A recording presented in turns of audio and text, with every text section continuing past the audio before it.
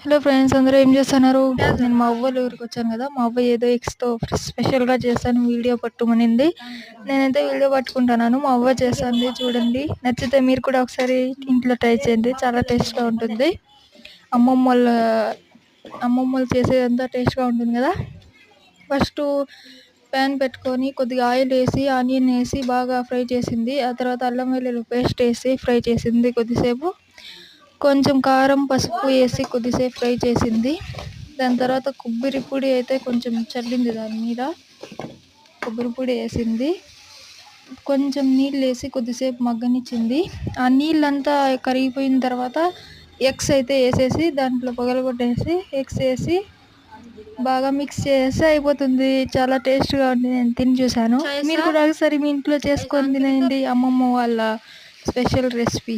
ఈ వీడియో నచ్చితే ఒక లైక్ చేయండి, కామెంట్ చేయండి. Bye bye.